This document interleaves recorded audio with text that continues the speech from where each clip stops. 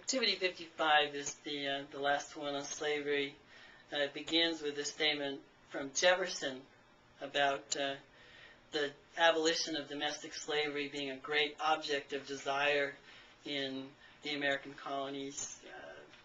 So in 1774, there was some people, for Jefferson, and what he's saying, a large number of people who thought that slavery was wrong and wished it didn't exist in the United States because of its wrongness. You also see Wilson, I'm reminding you, I think we might have seen this before, but just the statement that slavery is not authorized by the common law. The common law guarantees the person and property of all. There was no legal slavery in England. There was a slave trade, and you might be aware of Wilberforce and his efforts to eliminate the slave trade and the existence of slavery in the colonies of Great Britain. But there was no slaves. There was no legal slavery in England because it was not consistent with the common law. It's a violation of the rights of people that are secured by the common law, especially the right of personal liberty. In letter A, I use this quotation to demonstrate that there was this recognition among the founders that Africans were human. Sometimes I hear from my students that, I'm asking them about the attitude of the founders and early Americans toward African Americans and slaves. They said, well, they didn't view them as human beings; they viewed them as property. Well, I think that's about half right. They did view slaves as property. Legally, they shared the characteristics of property in the sense that could be bought and sold. But there was a full recognition, I think, in everybody's part. I'm not aware of anybody who didn't think that Africans were human, especially among the leading founders of the United States. This is evident from letter A. This passage was in the Declaration of Independence until two states, Georgia and South Carolina, objected to it, but everyone else was on board with this being in the Declaration. Jefferson, who wrote this passage, talked about the King of Great Britain waging a cruel war against human nature itself, violating the rights of life and property in the persons of a distant people who never defended him. These are the Africans who were taken from Africa to the United States or the colonies.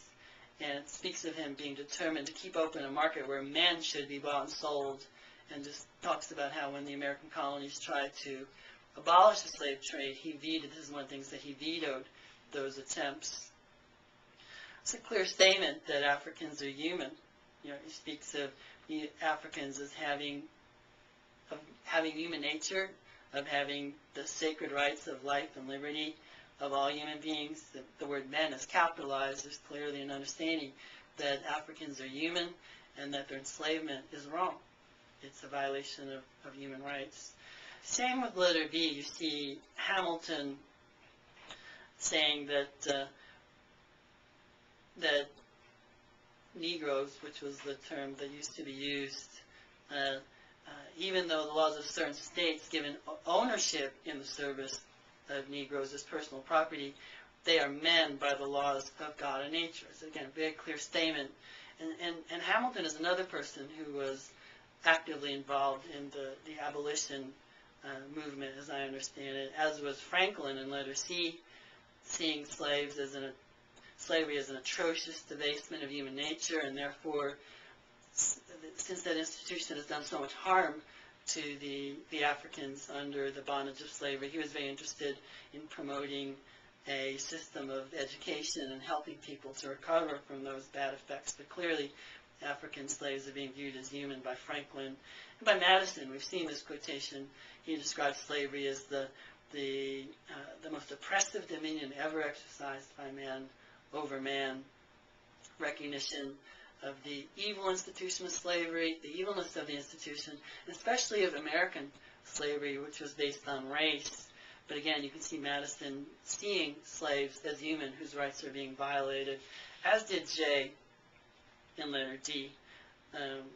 Speaks of African slaves as these unhappy people, and we need to emancipate them. And it's wrong to contend for our own liberty and deny that blessing to others, to the African slaves. And so as I said, I'm not aware of any founder of the United States, any significant founder who who didn't say things like that. It seems like they all recognized that slavery was wrong, that African slaves were human, and that slavery was a violation of their rights.